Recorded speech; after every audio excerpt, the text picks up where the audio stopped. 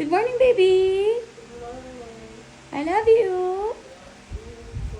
April 30, 7 a.m. pa nga lang ay gising na nga itong si Liam. Espesyal nga ang araw na ito para sa amin ni Daddy C at syempre para na nga rin kay Liam dahil ngayong araw nga ay graduation nga po ni Liam. Sa mga puntong ito nga ay nasa sasakyan na nga kami at dinala na nga lang namin itong pinadeliver nga namin na breakfast sana nga namin. 9:30 nga dapat ay nasa venue na dapat kami. Kaya lang sa hindi inaasahang pangyayari ay may tinapos pa nga akong trabaho.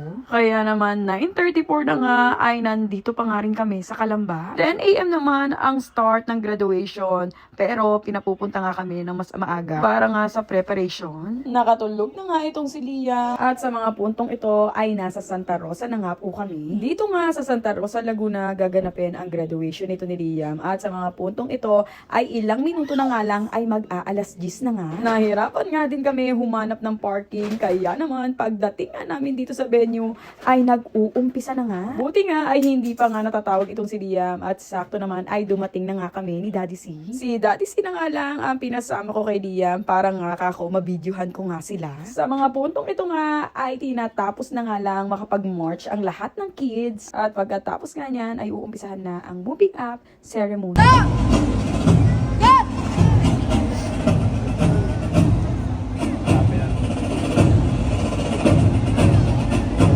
Nag-march na nga ang lahat ng faculty members at habang ang pinapanood ko nga sila, na-realize ko nga na halos parehas ko pala itong mga teachers na naka-outfit na Pilipinyana. Nako, feeling ko nga ay pinagkakamalan nga ako na isa sa mga teachers. Inumpisahan na nga itong prayer at pagkatapos nga ay pinaline up na ang mga kids para nga tumanggap ng kanilang mga diploma. Jimena Demetrius Liam Grade A.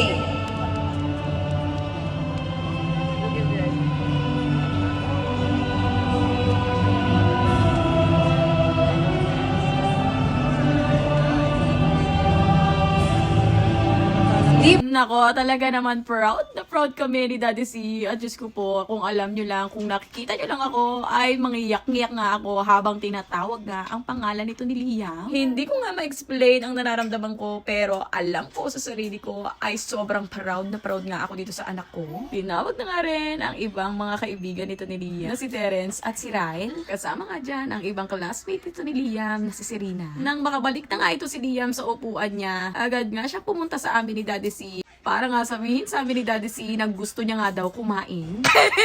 Kaya lang, sinunod na ang tawagin ang mga parent at ang mga awardee para nga sabitan sila ng medal.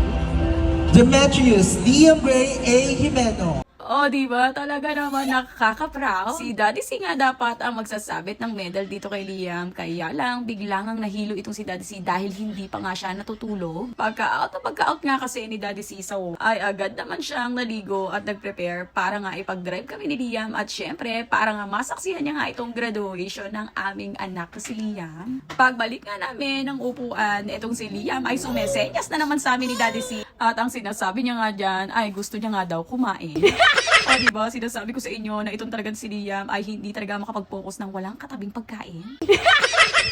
Kaya naman, itong si Daddy C, hindi nga rin mapakali pagkaganyan nga si Liam. Kaya agad-agad ay pumunta nga sa sasakyan si Daddy C para nga kuhanin ang dala naming pagkain. Nung umalis nga si Daddy C, ay pinapunta na nga sa unahan itong mga kids para nga sa kanilang graduation song. Sa pagbibideo ko nga dito kay Liam, napansin ko nga na inaalala niya nga yung medal niya, yun pala ay natanggal. Sumabit pala, kaya naman agad-agad niya nga sinabi ito sa kanyang teacher. Maya-maya nga lang ay dumating na nga itong si Daddy C at dala-dala na nga itong pagkain. Kaya lang, mukhang hindi sila pinagkukuros ng landas nito ni Liam dahil nga may gagawin na naman nga siya. Kaya naman sinesenyosan siya ng daddy niya na mamaya na nga siya kumain. Kaya lang, itong si Liam mukhang malungkot sa sinabi ng daddy niya. Mag-uumpisa na nga mag-perform itong mga graduates. Kaya lang, hindi na nga namin masyadong mapanood si Liam dahil nga sa sobrang dami din na magulang na gusto talagang mabidyohan ang kanilang anak dahil sa sobrang proud na proud nga din sila sa mga anak nila. Kaya naman, binidyohan ko na nga lang din si Liam sa abot ng aking makakaya. Sa mga puntong ito ay hindi na talaga namin siya makita. At nakita namin na hinahanap nga kami ni Liam, kaya naman humanap nga ako ng pwesto para nga makita ako nito ni Liam. Nako, habang nagbibideo nga ako at pinapanood ko itong si Liam, sobrang nakakakilabot at para bang nakapagpatapos na nga kami ni Daddy C ng college. diba? Talaga naman parang kailan lang yung batang walang ginawa kundi magbukas ng ref at kumain ng chocolate ay graduate na nga ngayon ng kinder. Dito nga namin nare-realize ni Daddy C na napakabilis pala talaga ng panahon. Noon kasi bago pa nga namin ma-enroll itong si Liam ay natatakot nga kami ni Daddy C na ihalo itong si Liam sa ibang bata dahil nga mula kasi ito ng baby si Liam ay kami lang talaga ni Daddy C ang kalaro nito. Buti na nga lang ay katulad ng mga magulang namin ay hinayaan kami mag-grow at ginawa nga rin namin yun kay Liam at nakita nga namin sa kanya na sobrang laki nga ng improvement niya. Unti-unti nga siya nagkaroon ng mga kaibigan, kalaro at natuto na nga rin siya makipaglaro sa mga ibang bata. Sa mga puntong ito ay pumunta na nga ang mga graduates sa mga parents para nga magbigay nga ng flower. At pagkatapos ay pinaplash nga dito sa screen ang mga family picture ng bawat graduate. Hindi ko na nga naabutan yung picture namin dahil etong si Liam kinukulit ako at kakain na nga daw siya. Gusto niya nga sana ay rice na ang kainin kaya lang sabi ko nga ay may gagawin pa nga siya at hindi siya makakakain dito ng ayos. Burger na nga lang ang binigay ko sa kanya kaya lang hindi siya masyadong happy dahil rice is life talaga itong si Liam. Sa pagkakataong ito nga ay in-announce na nga natapos na nga ang graduation ceremony. Nag-picture taking na nga lang muna kami dito at pagkatapos nga ay agad na nga kaming lumabas dahil etong si Liam ay nagyaya pumunta nga ng SM Santa Rosa. Malapit na nga lang kami dito sa SM Santa Rosa kaya naman mabilis na nga lang din kami nakarating. Sunday's best nga pala ang outfit nila Liam ng graduation. At eto nga ang napili namin ni Daddy C na suotin ni Liam. Dalawa nga ang pinamimilian namin na susuotin ni Liam. Kaya lang tinanong nga namin siya kung anong mas gusto niya at eto nga ang napili niya. Long sleeve nga yung isa kaya lang ang sabi ni Liam feel niya daw ay sobrang macho siya dito sa damit na to kaya naman eto ang nanalo sa puso niya.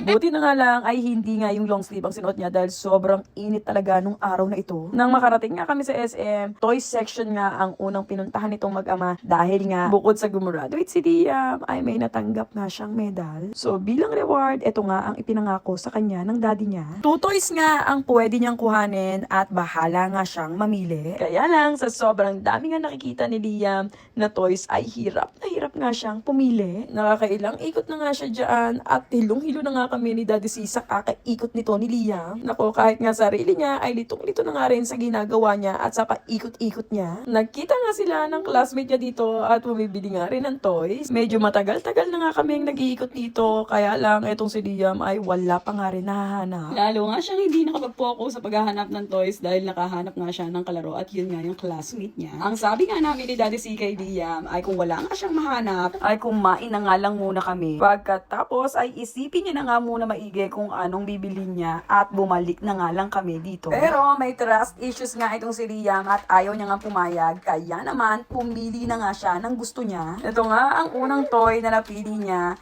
at pumili nga siya ng toy para naman sa kapatid niya. Natutuwa nga kami ni Daddy C dito kay Liam dahil ang sabi niya nga yung pangalawang toy na dapat ay para sa kanya ay ibibili niya na nga lang daw yon para nga sa kapatid niya. Pero syempre hindi nga kami pumayag ni Daddy C kaya naman ang sabi nga namin kay Liam ay ibibili na nga lang namin ng toy ang kanyang kapatid at pumili na nga siya ng pangalawang toy na gusto niya. Kaya nung nakapili na nga si Liam ay agad na nga namin binayaran at dumiretso na nga kami dito sa kainan. Dinala na nga lang muna ni Daddy C sa sasakyan ang mga nabili namin ng toy at dumiretso na nga kami dito ni Liam sa pepper lunch. Dumating na nga itong in-order ko at yung kay Daddy C at kay Liam ay wala pa nga. May nakalimutan nga ang orderin itong si Liam at nakalimutan niya nga daw umorder ng dessert at eto nga yung Magnum. Hindi na nga kami masyadong nakapag-video dahil sa totoo lang ay halos pagod na nga kami ni Daddy C at ni Liam dahil sa sobrang init din talaga. Matapos nga namin kumain ay lumabas na nga kami at may nakakilala nga dito kay Liam. Ito nga si Tita Lita at kasama niya nga rin ang pamilya niya. May mga nakakilala pa nga kay Liam habang naglalakad kami. Hindi na nga namin sila na videoan dahil nga nakain nga sila.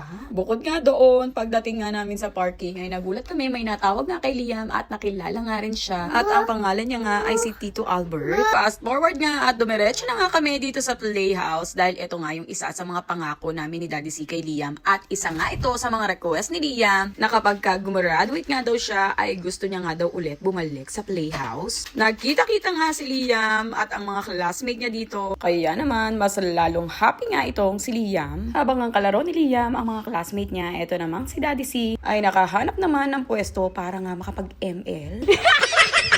Nako, sinasabi ko sa inyo, isa yan sa superpowers ni Daddy C na kahit wala ang tulog, basta ML ay gising na yan.